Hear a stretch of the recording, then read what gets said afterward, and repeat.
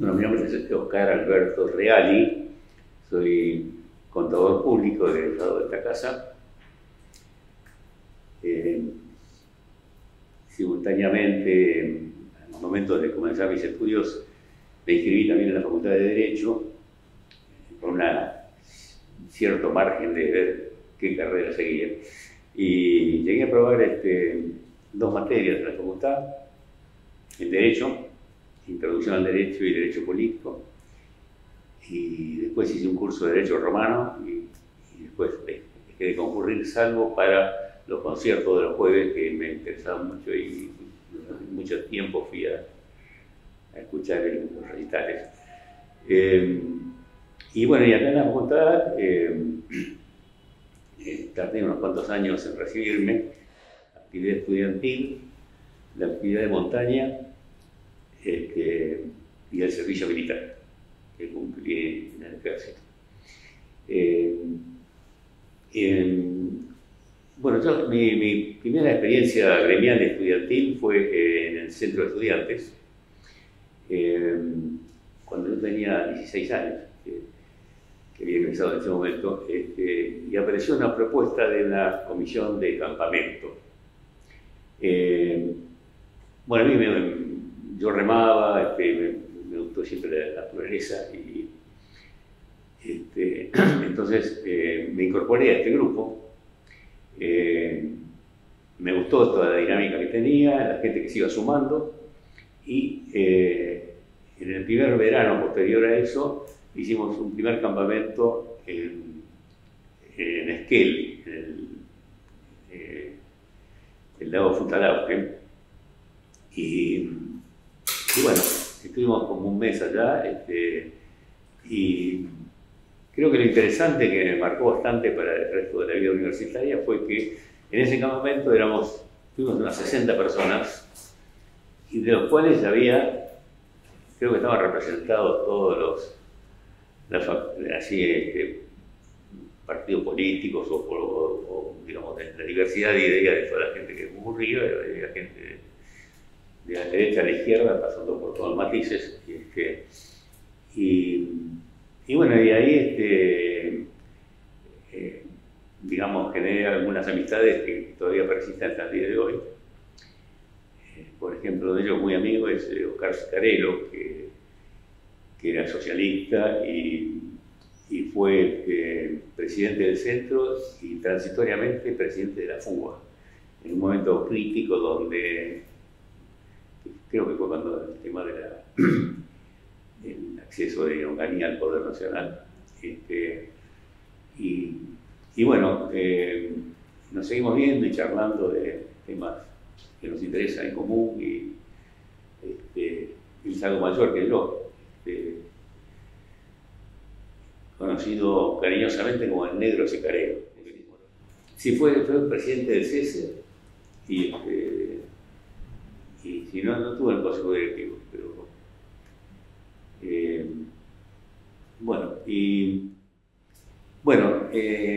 ahí de la comisión de campamento después seguí teniendo actividades, hicimos otros campamentos, pero además me incorporé como vocal en la comisión del CESE en un momento dado. Una tarea no muy trascendente, pero...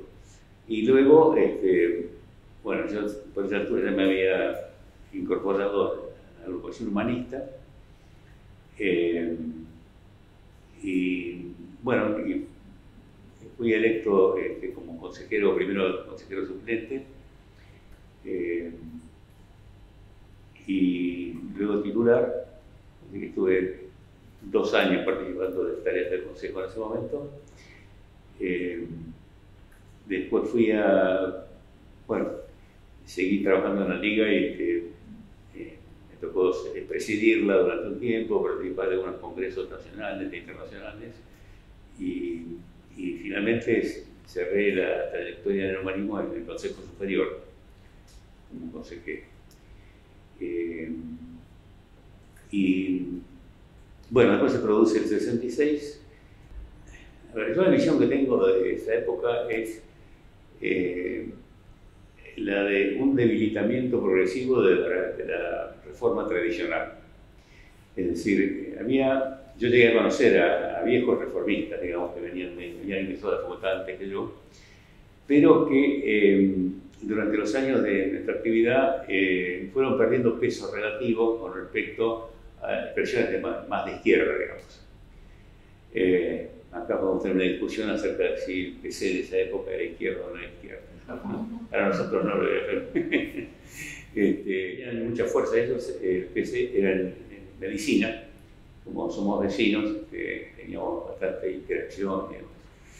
Y bueno, que después, con todos los hechos provenientes de la Unión Soviética, además, se produce una ruptura y se crea el PCR, Partido Comunista Revolucionario, y otra expresión más definida todavía, que fue Vanguardia Comunista, que era de la gente que seguía a Mao Zedong. Y bueno, pero este tema, a ver, es medio delicado para no, digamos, no hacer macartismo barato. Pero nosotros en la polémica que teníamos, porque también nosotros teníamos una formación teórica donde propugnábamos sobre la base de los escritos de Maritain y de Monnier y después de Taylor de Chardin también y otros pensadores católicos o cristianos, digamos, en general. Teníamos la utopía de un nuevo modelo de sociedad, digamos. O sea que no estábamos conformes, no éramos conformistas de la organización social existente.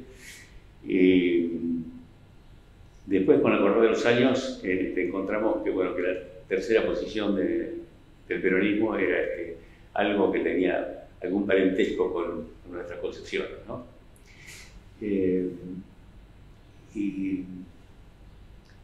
Bueno, yo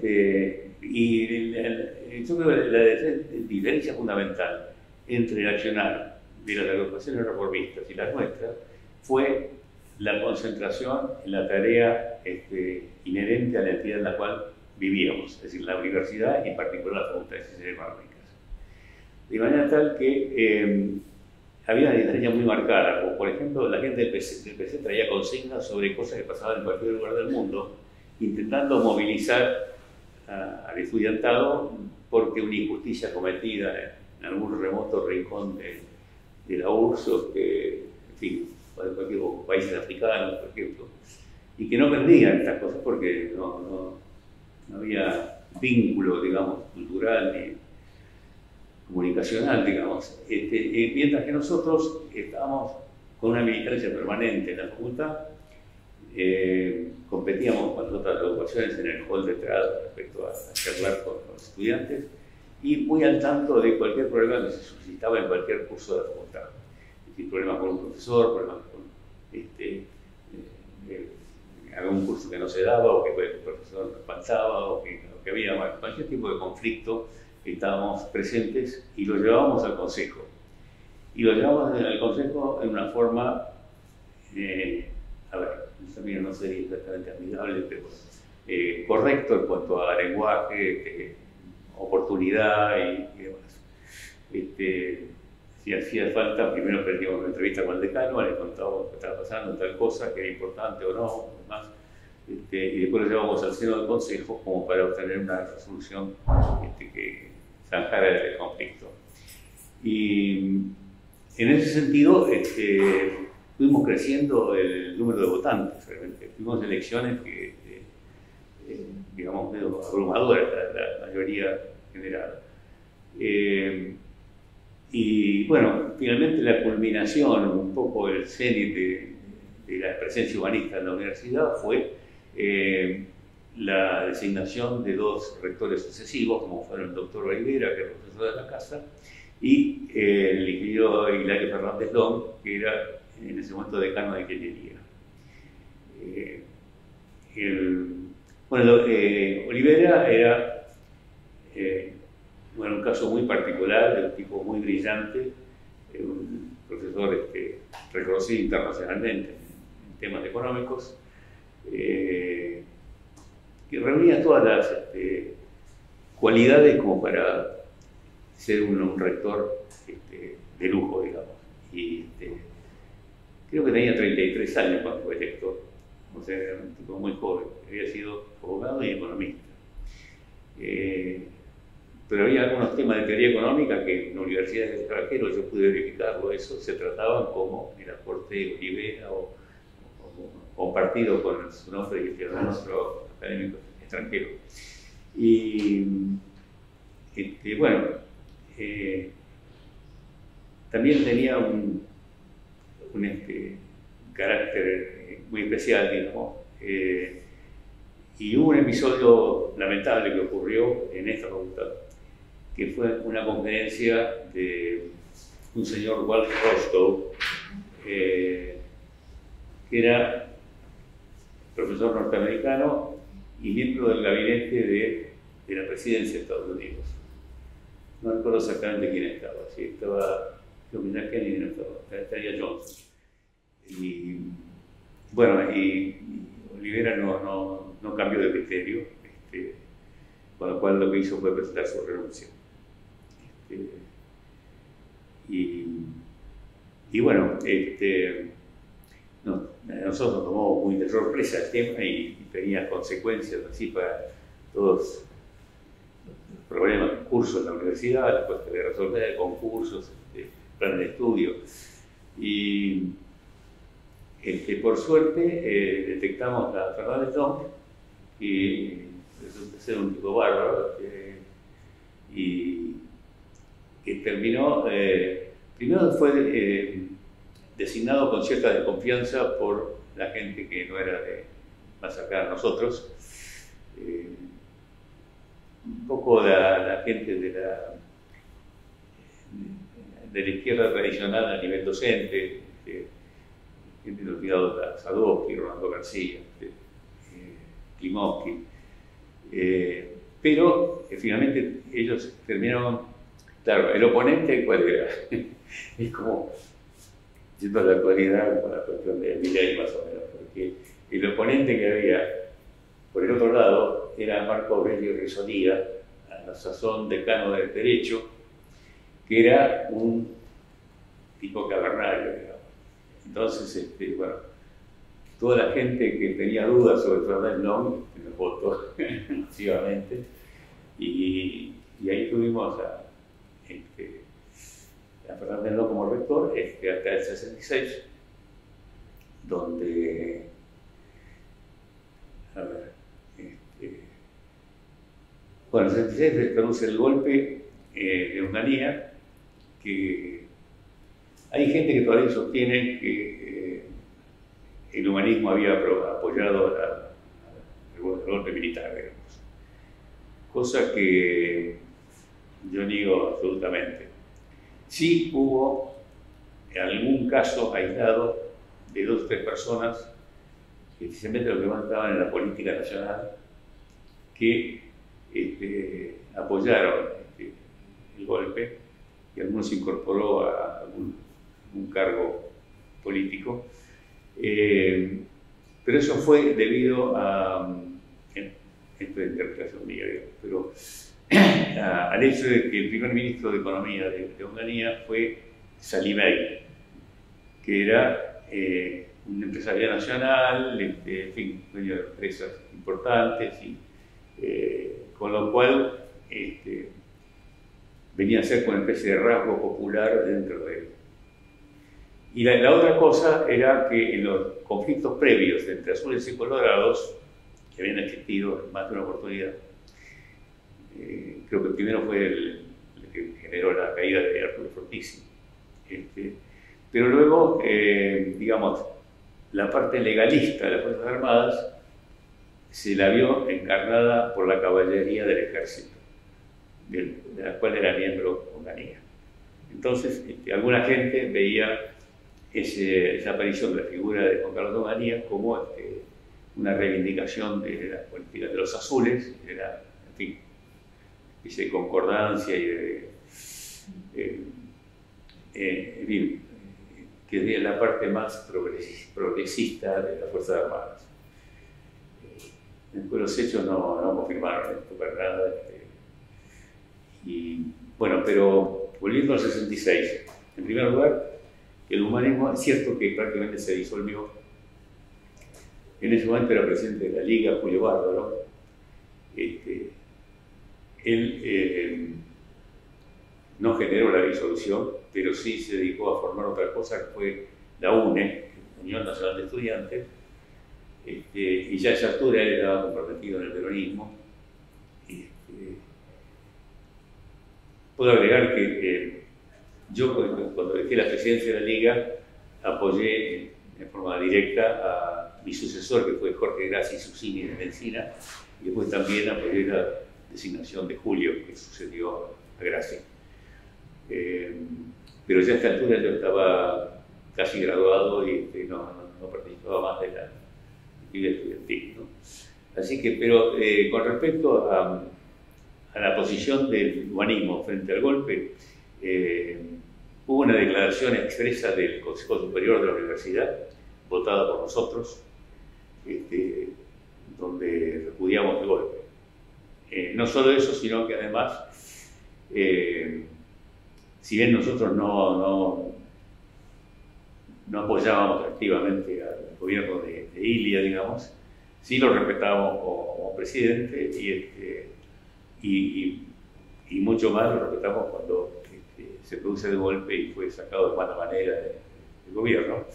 Con lo cual, una pequeña delegación nuestra fue entrevistarnos en casa de su hermano, estaba por Martínez, creo. Yo no pude ir por un compromiso que tenía de otra cosa, pero me acuerdo de él, de uno de los que fue escribano, Ricardo Bello, que, bueno, era muy amigo mío, él tenía alguna simpatía más hacia el radicalismo, pero, digamos, bueno, fue un acto de desagravio minúsculo, pero digamos que refleja un poco el momento, cómo lo vivíamos nosotros, ¿no? Fue recibido muy cordialmente por Arturo, y después muchos hechos posteriores, no sé si ustedes se acuerdan, pero Ilia fue caracterizado por Landru, el dibujante, como la tortuga, es decir, como un hombre que no gestionaba, que no aparecía y demás. Y después los hechos demostraron todo lo contrario, es decir, que era un tipo de mucho vigor, de mucha decisión, y que, bueno, les tocó una, como se dice vulgarmente, bailar con la más fea, pero digamos, ¿no? En una época difícil. Y después, en cuanto a nosotros, ahí hay al humanismo, digamos, hay quienes dijeron que se produjo una implosión, que el humanismo desapareció en el 66. Yo no comparto eso, sino que pienso que el punto de quiebre que se produce entre nuestras filas era el hecho de cancelar la utopía de la sociedad mejor que veníamos teniendo, para decir la cosa no pasa por la universidad, es decir, no hay inteligencia suficiente para, digamos, generar una dinámica social que produzca cambios, sino que el asunto pasa por otro lado. Y ese otro lado, para muchos de nosotros, que me incluyo, significó el peronismo. Es decir, que, digamos, de todos los que nos incorporamos al peronismo, fuimos muchos, lo hicimos sin haber participado de la gestión, ¿no?, de los primeros gobiernos peronistas. La conocíamos. Yo incluso tengo una anécdota particular, que es que mi padre, que era contador público y actuario, somos de Rosario nosotros. Y entonces, cuando se produce un acto masivo que fue el renunciamiento de Eva Perón a acompañarlo a Perón como vicepresidenta, momento que ya está, si no me equivoco, en el año 51, por eso.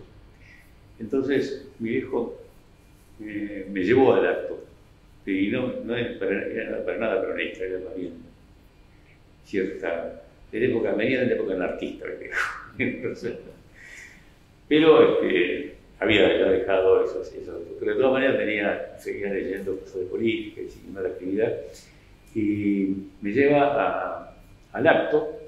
Me acuerdo bien, estamos en la 9 de julio, en el Obelisco, y ya era una multitud que llegaba hasta un palco instalado en la avenida Belgrano, que no estaba abierta la 9 de julio en esa época, sino que había unas dependencias municipales que cortaban la 9 de julio, y ahí estaba instalado el palco.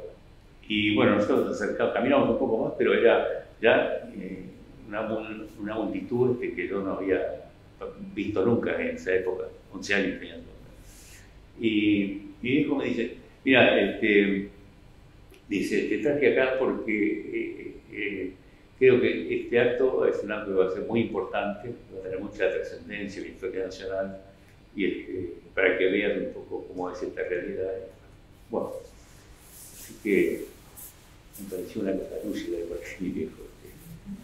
Y tampoco eso me inclinó hacia el peronismo en ese momento. Entonces, Pero la otra cosa que pasó con respecto a mi padre es que cuando venimos de Rosario, bueno, yo termino la escuela primaria, tenía que entrar a un secundario, hubiera correspondido ir a Pellegrini, yo vivía por Belgrano, y entonces ahí mi viejo dice, no, pues vos te vas a meter en política, así que vamos a buscar otro colegio. Y entonces ahí aparecí en el Comercial San Isidro, cosa que acepté, digamos, porque bueno, yo no tenía un elemento de criterio como para darle la razón o negársela, digamos, ¿no? Bueno, no resultó mal lo de San Isidro porque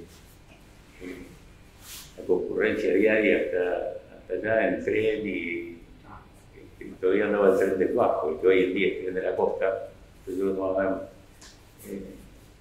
en Belgrano, cambiaba de tren en Olivos y me agarraba el que iba por el Bajo. Bueno, había un grupo de amigos, gente de varios colegios públicos y privados que viajábamos en ese tren, y al llegar a San Isidro Verde, de abajo, pasábamos por la iglesia, por la catedral de San Isidro, entrábamos ahí, pero tipo como no como acto religioso, sino teníamos tiempo para llegar al colegio por el horario, así que y un lugar muy, muy lindo y muy linda la catedral. Y bueno, ahí termina la cosa. Yo me gradué en este colegio, a partir de ahí me vinculé un poco con la actividad del río, digamos, remando, y llegué a tripular un 8 largos, que es un bote más grande y más veloz que hay. Sí, obviamente que tuvo que ver. Yo después muchas veces me planteé alguna duda al respecto, si yo tuve que, digamos, que acatar lo de mi viejo. Está esta cosa que hice de darme el derecho también, o sea que tenía una ventana abierta por otro lado. Pero lo más determinante me parece que fue que en 1955, el día del bombardeo del 16 de junio, mi viejo estaba internado en la pequeña compañía de Bahía con un tumor cerebral. Fue operado, después lo operó Carrea de vuelta y tuvo una sobrevivencia de 10 años más. Pero tanto mi madre como yo y mis hermanas teníamos conciencia de la gravedad de la cuestión, y la situación posoperatoria limitó su trabajo. Él tenía 43 años, y yo tenía 15, y entonces Bueno, en esa época él, con uno de sus compañeros de la Facultad de Rosario, que era Herbert Sirius Taylor, profesor de la casa también después, estaba vinculado, trabajaba en un estudio de un señor Ian Drake, de Italia. Y bueno, me conseguí un puesto de cadete en el estudio donde hice toda la carrera de la facultad, trabajando medio tiempo. Trabajaba 4 horas, pero cuando venían los vencimientos de impuestos, trabajaba más horas porque yo terminé dedicándome a atender todas las cuestiones impositivas de los clientes del estudio. Y bueno, de manera que ahí, digamos, ese fue un punto de decisión, digamos, donde tomar este trabajo y la cierta perspectiva de que, bueno, la situación económica de la familia no iba a estar muy bien, que me hacía aceptar el trabajo y la carrera. Entonces, cuando entro a la facultad, me ocurre un cambio de planes. Yo ingresé por el plan D y al poco tiempo se aprueba el plan E, que creo que está vigente todavía, ¿no? Pero donde se desdoblan las carreras, aparece la Escuela de Economía, digamos, por un lado, y Administración por el otro, más la tradicional de actuario. Y entonces ahí tengo una nueva etapa de duda, el segundo año que estaba acá, respecto a que el estudio de economía me resultaba como más atractivo, digamos, más, no digo que tenía el precio por la contabilidad, no es así, pero digamos, me parecía como una actividad relativamente menor, es decir, que tenía otro vuelo teórico de la economía con respecto a los temas contables. Con los años, digamos, en fin, verificado de que el registro y contabilidad de cosas tiene que ver también con la historia y cuando se busca información y datos de cosas. Y ha evolucionado un montón con toda la cuestión informática y demás. Pero bueno, el asunto que tuve que, por razones de cierto temor al futuro económico, preferí seguir en el contador público, porque ya a esa altura yo, y con mi experiencia de estudio y todo, había visto que era una carrera muy versátil. Es decir, tenía conocimiento directo de gente con el título que iba a tener yo, que se desempeñaba en cosas muy distintas, y en general con cierto éxito. Además de el éxito en el exterior que teníamos todos los graduados nacionales argentinos, digamos, y eso lo verifiqué después, conociendo países de América Latina, pero Perú, Colombia, Chile, Venezuela, en todos los que había un argentino, estaba bien posicionado, digamos, que no estuviera en la primera línea, pero haciendo buenas carreras, ¿no? Bueno, yo recuerdo siempre al profesor Dino Harach, que era profesor de finanzas públicas. Y si bien yo también recuerdo al doctor Enrique Reich, que era el titular de Teoría y Técnica Impositiva, pero eran como dos planos distintos. Teoría y Técnica Impositiva, lo de Reich, que era un experto, un tipo muy conocido, era la disciplina de aplicación, digamos. Es lo que requería el mercado, lo que daba trabajo. Mientras que las finanzas públicas estaban ligadas a la gestión política, a la gestión de gobierno, y por lo tanto el acceso a aplicar los conocimientos que generaban las finanzas públicas no tenía garantizada la continuidad, digamos, en términos de actividad económica, ¿no? Pero de todas maneras, Harach lo tengo hasta el día de hoy presente porque él tenía una formación que no sé si la tuvo en Italia o dónde, pero él expresaba a la escuela italiana de finanzas públicas, Griciotti y otros autores y lo hacía muy llevadero y muy interesante el relato de de la materia y de su gravitación un poco en la gestión gubernamental en cualquier país, ¿no? Así que también me acuerdo muy bien de Feliciano Salvia, que era actuario, pero a él, hacia Salvia lo recuerdo no tanto de la facultad, sino, bueno, tuve tratos cordiales, pero sino un momento muy especial fue cuando yo estaba en la comisión de Salto Grande, años 73 o 76, y cuando empezaron las obras de construir la represa. Y había que tramitar un seguro integral de obras. Y entonces había un señor, un broker de seguros que venía negociando con la gestión anterior,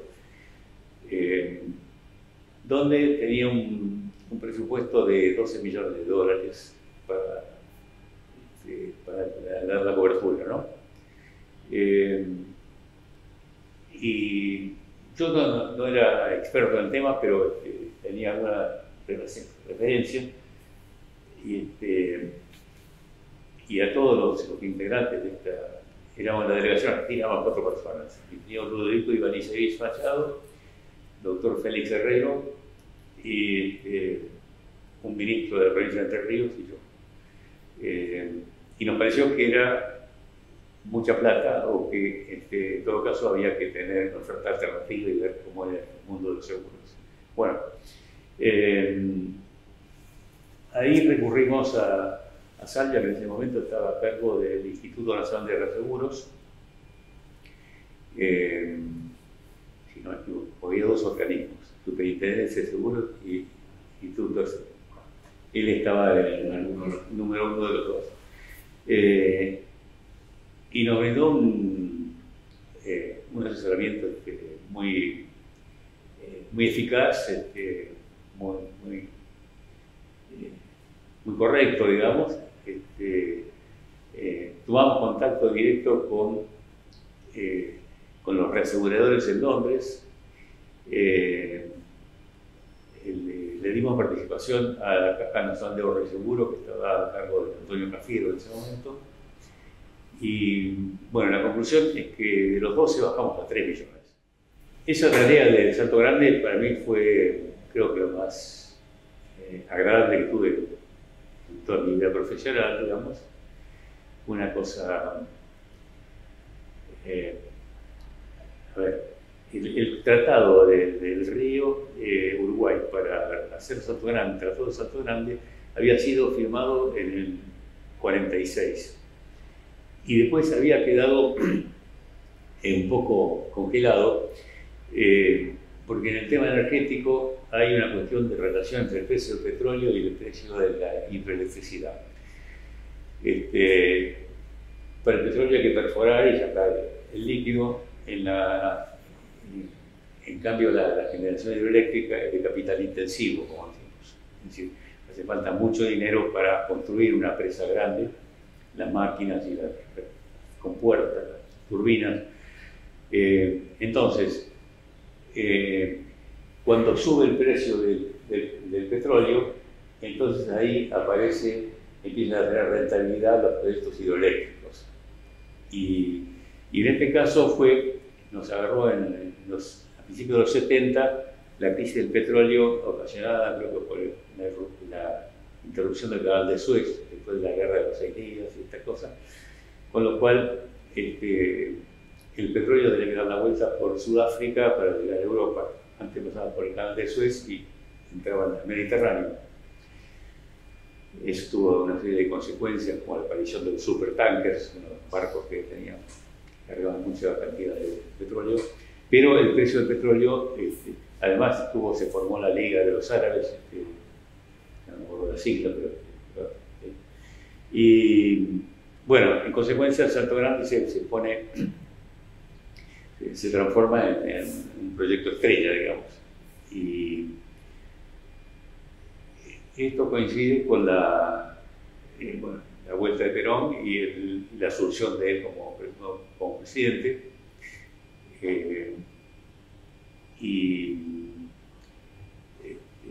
bueno, y se pone en marcha con toda furia, digamos, con aportes del BID, con aportes del Tesoro Nacional, pero previamente una tarea diplomática que se hizo muy veloz, de ratificación del Tratado de 46, un tratado complementario, porque había algunas cosas no resueltas sobre la línea, por ejemplo, el límite con Uruguay a través del río, por donde debía pasar. Y como, digamos, como broche de oro, un tratado del Río de la Plata que establecía el uso del Río de la Plata, cerrando una línea divisoria entre Punta del Este y bueno, San Boromón, no viene por ahí, digamos, que transformaba en aguas locales, como de Uruguay y de Argentina, y ponía restricciones al uso y al paso de embarcaciones no pertenecientes a ambos países. Bueno, y además de esto, porque había una historia previa de la relación con el Uruguay, el peronismo no había tenido una buena relación, porque gran parte del exilio antiperonista se había volcado hacia el Uruguay, y encima de eso, los pilotos que bombardearon Plaza de Mayo se refugiaron, siguieron derecho con el avión y se fueron al aeropuerto uruguayo, ¿no? Bueno, pero entre los actos de Perón y las actitudes que tomó cuando dijo lo de león herbívoro,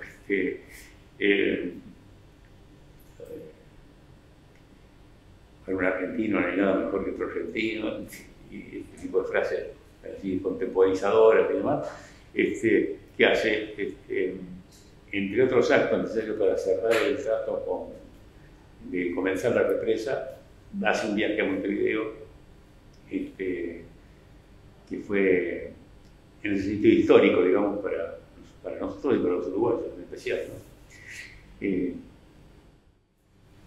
Del campo del humanismo, yo tuve mucha amistad con Mario Marzana, con Humberto Lancilota, con Carlos Alberto Villalba, que es experto en propiedad intelectual. Y después de la agrupación estaba con Oscar Citarero, que mencioné anteriormente, y después la gente que han sido profesores de administración acá en la casa, Carlos Alberto García, Jorge Ader, Mario Condotti, y bueno, con Ader tuvimos una experiencia porque él en su momento fue encargado con el ministro de Educación de organizar la Universidad de Loma de Zamora.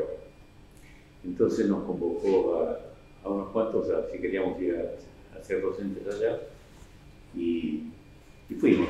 Era una patriada, porque era una cosa que quedaba un poco lejos, bueno, pero era una cosa nueva, y bueno, era de tipo serio, trataba bien. Y también lo convocó a Bernardo Kliger, que también era compañero de nuestra época. Pero Bernardo ya a esta altura estaba muy ocupado con cosas internacionales y demás, con lo cual mandó al hermano, que se llamaba Nahum Kliger, psicólogo. Y bueno, después del grupo ese de los que fuimos de acá, está uno de ellos, Pedro Bustos, era abogado, fue electo rector al tiempo que cuando se normaliza la universidad, fue electo rector de Lomas. Bueno, después hay muchas otras gente que entró también, digamos, acá en la facultad, y de los que han sido consejeros, tanto nuestros como de la Reforma, y lo que veía que teníamos distinta duración. Los consejeros estudiantiles duraban 1 año, y los graduados 2 y los profesores 4. Entonces, había movilidad prácticamente entre estudiantes, terminaba una elección, asumían y ya se estaba preparando la elección siguiente, a ver quién iba a ser candidato y lo demás, ¿no? Además, otras agrupaciones un poco, había algunos pactos o convenios respecto a, que, bueno, como teníamos acá en la facultad, teníamos el centro de estudiantes y el consejo directivo. Bueno, si uno no iba al centro, iba al consejo o al revés, ¿no? O uno suplente y otro titular, ahora después cambiamos. Que hay convenios de desempeñar la banca en forma parcial, ¿no? Especialmente los partidos que tienen pocos diputados. El último que ocurrió esto ahora fue Miriam Ferma, que dejó paso a... lo cual mucha gente lo lamenta porque era una diputada muy eficaz y muy combativa, ¿no? Así que bueno, sí, y, ¿qué más puedo decir? No fue de sorpresa, digamos, no tenía información directa, pero en esos años nosotros participamos nos sumamos, el humanismo se sumó por primera vez a actuar en conjunto con la gente reformista por el tema del presupuesto universitario.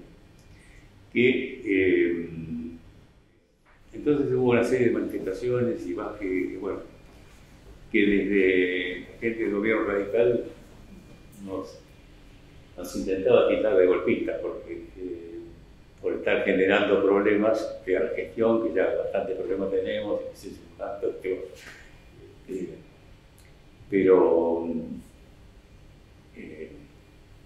ahí, digamos, básicamente, para decirlo de forma un poco muy grosera, pero había dos cosas que gravitaron en contra de la gestión del doctor Elía, que fue el tema petrolero y el tema de los medicamentos. Petróleo, antes de la asunción de Elías se habían hecho Frondizi. Bueno, Frondizi fue muy conocido por su libro Política y Petróleo, que escribió, que era la Biblia de mucha gente contestataria y demás, porque era un libro nacional de defensa del petróleo y demás. Y cuando asume la presidencia, se da vuelta y firma unos contratos que, ¿cómo puedo decir? Había apresuramiento, evidentemente, porque los tiempos no eran tan fáciles, pero ni siquiera se discutieron en la sociedad o en el ámbito político o legislativo cómo tenían que ser los contratos, las cláusulas y demás. Y un día por otro se firmaron y chao.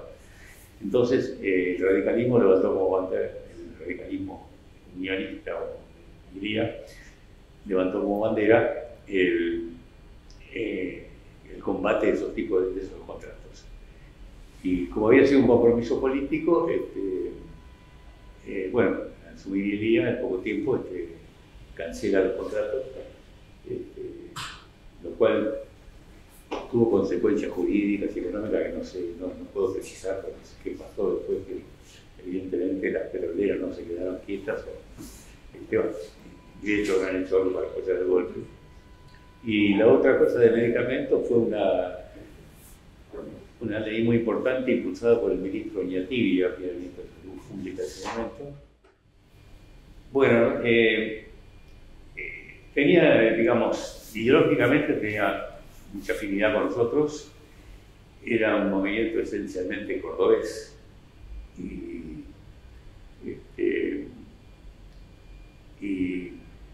yo me acuerdo que siendo presidente de la Liga, yo me instalé en Córdoba durante un mes, donde la tarea que se suponía que tenía que cumplir era reflotar la agrupación humanista cordobesa. Pero de hecho estuve alojado en una pensión estudiantil donde había varios dirigentes del integralismo y me atendieron muy bien, ¿no? Y participé con ellos de distintas... Fue mi primera experiencia en un campus universitario, porque la diferencia que había con respecto a la UBA, que está desparramada por toda la ciudad, Córdoba tenía una alojamiento, un centro, digamos, no era exactamente un campus, pero había instalaciones comunes, por ejemplo, un gran comedor estudiantil donde iba gente de todas las carreras. Y bueno, la función primigenia que yo tenía, esto de resucitar la agrupación, rápidamente me di cuenta que no era posible porque la gente que habían sido, con los cuales traté, digamos, eran ya todos graduados, gente ya instalada en sus profesiones y no eran muchos tampoco. Así que, y por otro lado, el integralismo tenía una presencia totalmente descollante y bueno, así que regresé a Buenos Aires con la mano vacía, porque tampoco hicimos contacto con el integralismo, digamos, ¿no? Pero llegué a trabajar cierta amistad con ellos, después tenía vínculos así personales, ¿no? Y nosotros estábamos el humanismo estaba fuerte en Tucumán, en Bahía Blanca, algo en La Plata y Buenos Aires, ¿no? Y en otros lugares no. Había otros movimientos similares en Mendoza, en Entre Ríos, pero que no se reportaban a nosotros, digamos, habíamos coincidido, ¿no? Pero en algunos casos la diferencia que había era el vínculo con la cuestión religiosa. Nosotros, pese a que entonces tildaba de clericales, cosas por el estilo, no teníamos ninguna relación orgánica con la Iglesia Católica, ni con el Partido Demócrata Cristiano. Justamente, siendo presidente de la Liga, me tocó tener una discrepancia, digamos, concurrir en una reunión, porque había un hecho importante que era la fórmula Matera-Sueldo, que fue una flor de un día, digamos, pero existió. Y entonces que la gente del Partido Demócrata Cristiano, que era un partido chico, digamos, lo vio como la posibilidad de la culminación del entrismo, digamos, debía ser el peronismo. Es decir, ir a acompañar a Matera para después poner todos los cuadros de abajo, si se podía, había una presencia política mucho más importante de la que había tenido el partido hasta ese momento. Y entonces a mí me requirieron el apoyo del humanismo, la Liga, que era una oportunidad histórica, que salía, que bueno, está bien que hasta ahora no nos habíamos metido en política, pero esta era una oportunidad única y yo no me enganché. Y dije que bueno, como era un tema justamente que cambiaba mucho la línea de acción nuestra, que yo tenía que discutir con la gente, en fin, la comisión directiva y la gente de la agrupación, y entonces no terminamos de discutirlo cuando ya se había caído la fórmula, digamos. Bueno, básicamente era un grupo opositor, digamos, porque durante muchos años en los cuerpos profesionales y acá en la facultad también había una cierta hegemonía de gente vinculada o partícipe del radicalismo,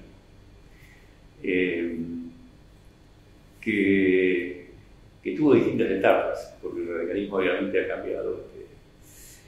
Y nosotros teníamos buen trato con la primera ola de la gente radical, los que entraban como docentes de la facultad, digamos.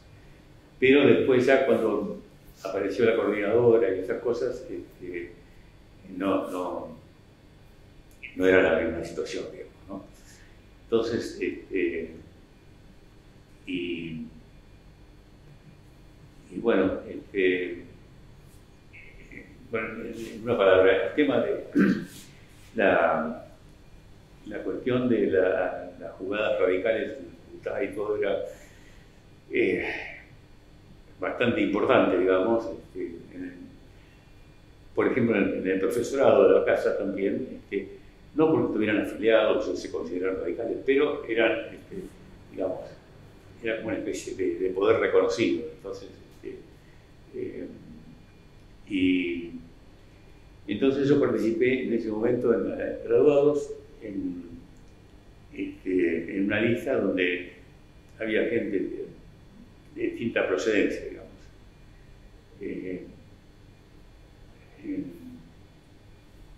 Y bueno, fue una presencia no muy trascendente, creo, porque yo era minoría, digamos, sacamos una minoría, me parece. Yo con un suplente bueno, y tuvimos ahí alguna discusión con respecto a las actitudes de algunos docentes o demás con la época de la dictadura, ¿no? Había temas profesionales para la discusión, digamos, porque a esa altura se había producido una ruptura entre colegio de graduados y consejo profesional. Tradicionalmente, desde que se armó la ley regulatoria de profesiones más para adelante, el radicalismo había tenido cierto control político de la facultad, el consejo y el colegio. En un momento dado aparece la lista azul, que tiene un triunfo bastante resonante y desplaza a la gente del radicalismo, vinculada al radicalismo. Es justo, no es que sean todos afiliados al radicalismo, pero la lista azul, que no tenía nada que ver con el radicalismo, gana el consejo. Y el consejo era donde ingresaba el dinero, porque la gran recaudación de la profesión es la matrícula y todos los accesorios, certificaciones y demás. Entonces, antes el colegio de alguna manera tenía mecanismo de subvencionar, desde el consejo, transferencia de fondos del consejo al colegio. Por ejemplo, que ciertos cursos los llevaba al colegio, porque bueno, todas las cosas donde había una asociación, digamos, no es que nadie se llevaba la plata, sino que digamos, se hacía cumplir a los organismos funciones restringidas del consejo, de limitarse al aspecto administrativo formal de la profesión, y que los temas de discusión, los temas digamos, conceptuales, lo manejara el colegio, ¿no? Bueno, cuando se produce esta sustitución y ganancia de la lista azul, esto se revierte y el consejo empieza a tener un crecimiento infernal, que es lo que hoy en día, con locales por todos lados, etc. Así que, y con una consolidación de control del consejo que ha sido, lleva un montón de años ya, y en el cual han pasado cosas, incluso con discrepancias internas, la lista azul, digamos, pero que no han hecho mella en cuanto a cambiar el estilo.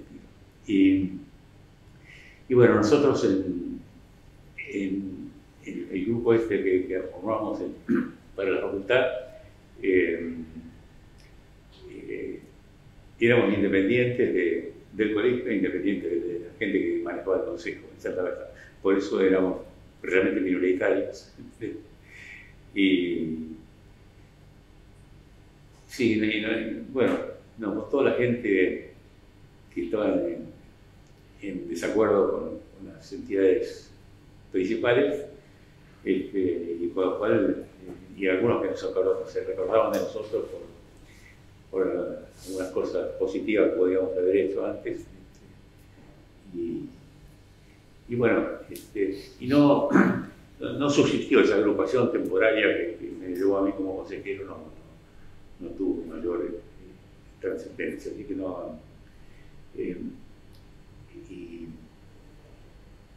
bueno, después una cosa que hay con respecto a qué pasó a nivel de la universidad, porque hace tiempo que venía reflexionando sobre por qué motivo, digamos, cuál es la razón acerca de que tuvimos ocasión de nominar a 2 rectores. Bueno, son contemporáneos míos, tuve bastante trato con ellos, y digamos, a mí lo que me llamaba la atención era por qué durante tantos años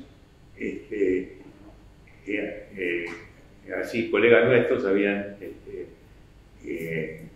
ambos contadores, no economistas, el economista fue Rivera, pero es otra historia, tenían a su cargo la universidad. Y me parece que más aparte de otras consideraciones de tipo político, en realidad ha sido tal el crecimiento de la Universidad de Buenos Aires que necesitaban alguien que manejara la gestión. Entonces, los tipos con formación administrativa, como todos nosotros, podíamos tener más aptitud para resolver todas las cosas cotidianas que hay en las universidades, que son complejas y demás. Porque, desde el punto de vista académico, en realidad,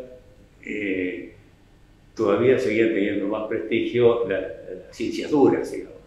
Entonces, incluso en otras universidades también la gente que proveniente de la física, la matemática, de la biología, la medicina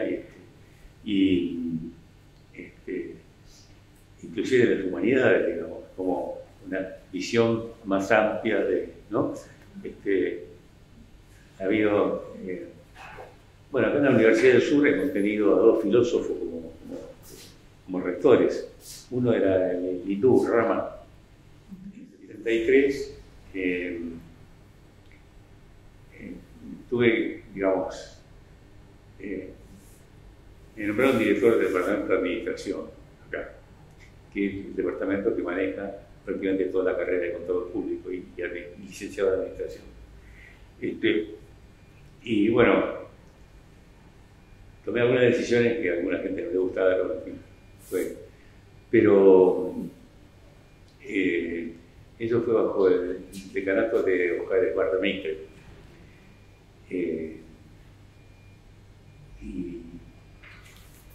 Y bueno,